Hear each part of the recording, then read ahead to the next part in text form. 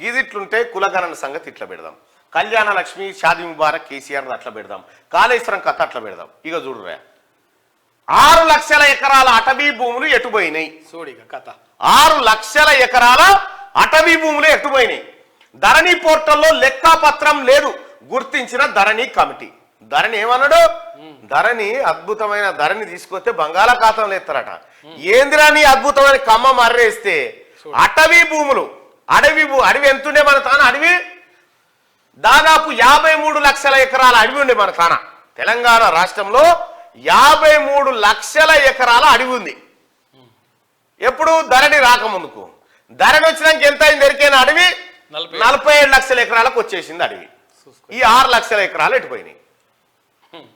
ఈ 6 లక్షల ఎకరాల భూములు ఎక్కడ పోయినాయి? ధరణి తెచ్చిన తర్వాత కొట్టేసిర్రు ఈ భూములన్నీ. నర్సాపూర్ అడవిలోనే కొన్ని వేల ఎకరాలు హరీష్ రావు చేతుల్లోకి పోయింది. అడవినే అక్కడ ఎలక్షన్ జరుగుతుంటే ఇక్కడ కథగా పెట్టిండు ఆయన.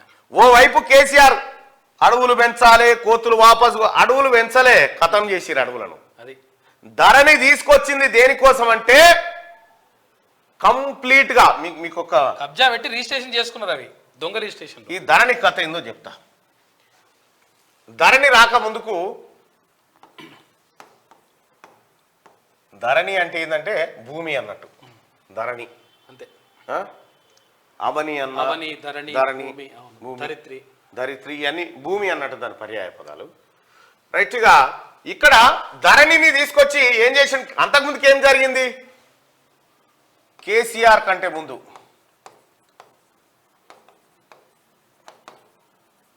ఏముండేనంటే గ్రామ స్థాయిలో విఆర్ఏ, విఆర్ఓ, ఆ తర్వాత ఆర్ఐ, ఆ తర్వాత డిప్యూటీ తహసీల్దార్ ఉండే. డిప్యూటీ తహసీల్దార్ లేకపోతే తర్వాత తహసీల్దార్, ఆ తర్వాత ఆర్డీఓ, ఆ తర్వాత జేసీ, ఆ తర్వాత కలెక్టర్, ఆ తర్వాత సిసిఎల్ఏ.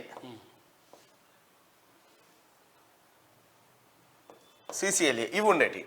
అయితే మీకు ఎప్పుడైనా భూమి సమస్యలు వచ్చినప్పుడు ఇగో ఇక్కడ ఇక్కడ ఇక్కడ ఇక్కడ ఇక్కడ ఇక్కడ ఇక్కడ ఇక్కడ ఇక్కడ ఇక్కడ లేకపోతే హైకోర్టు దాకా కూడా పోవచ్చు.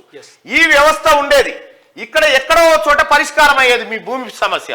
కానీ ఈ తెలంగాణ రాష్ట్రంలో ఉన్నటువంటి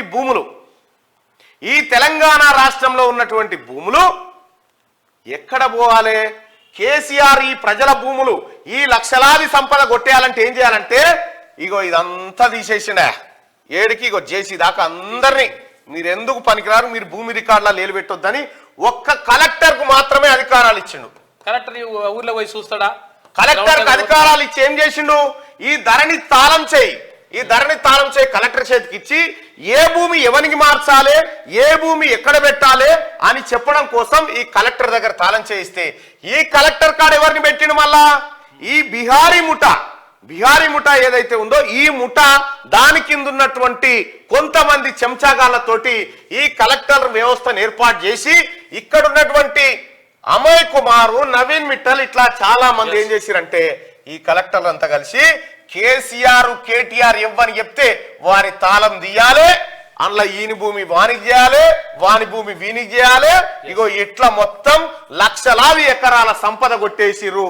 ఇగో ఈ ధరణి చేయంగానే మొత్తం 54 లక్షల ఎకరాల అటవీ భూమి 47 లక్షల ఎకరాలకు వచ్చింది.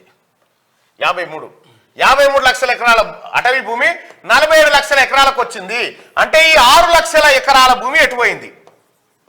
6 లక్షల ఎకరాల భూమి ఎటుపోయింది చెప్పురు ప్రజలారా, కామెంట్లలో చెప్పండి. ఓన్లీ అటవీ భూమి, మళ్ళీ మామూలు కాదు, ఓన్లీ అటవీ. హైదరాబాద్ భూములు వేరు, మళ్ళీ ఇంకా అటవీ భూమి.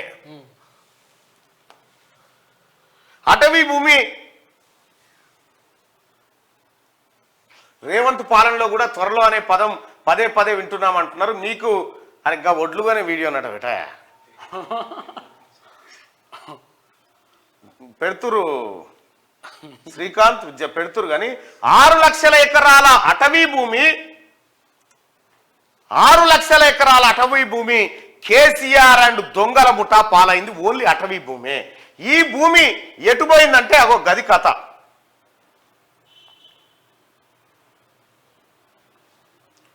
పెండలపూర్ గట కేసీఆర్ ఆయన అంటున్నాడు. ఈ 6 లక్షల ఎకరాల అటవీ భూమిని కేసీఆర్ కుటుంబం ఈ దొంగల ముఠ అప్పనంగా కొట్టేసింది.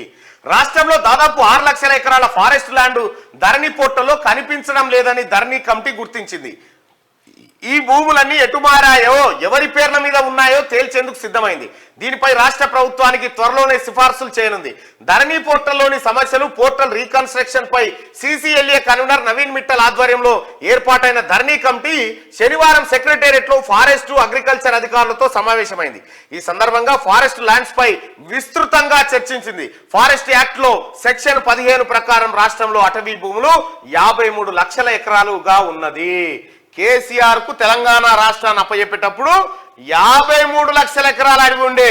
కేసీఆర్ రాష్ట్రాన్ని ఇచ్చిపెట్టేటప్పటికి రాష్ట్రంలో ఉన్న అడవులు 47 లక్షల ఎకరాలకు పడిపోయినాయి. అంటే 6 లక్షల ఎకరాల భూమి మాయం. కొట్టేసిరు, 100% కొట్టేసిండు, ఎత్తుకొని పోయిండు అంతే. ఇగో ఇవి బయటికి వస్తాయని, ఈ లెక్కలు బయటికి వస్తాయని ఇప్పుడు వాళ్ళు గిలగిల కొట్టుకుంటారు. అయ్యో ఎన్నడు ఆటో వాళ్ళకు కనీసం షేకాండి అనోడు. ఆటో డ్రైవర్ అన్న హలో ఇస్తేనే కడ్షిప్ తో చేయి దూడ్చుకునే కేటీ రామారావు నిన్న ఆటో ఎక్కి ఇక నన్ను చూడు నా అందం చూడు అన్నట్టుగా ఆటో వాళ్ళ జీవితాలను నాశనం చేసిందే కేటీ రామారావు. మొత్తం వాళ్ళ జీవితాలతో ఆడుకున్నావు. వాళ్లకు ఈడంగిచ్చి ఆడంగా గుంజుకొని పోయిండు.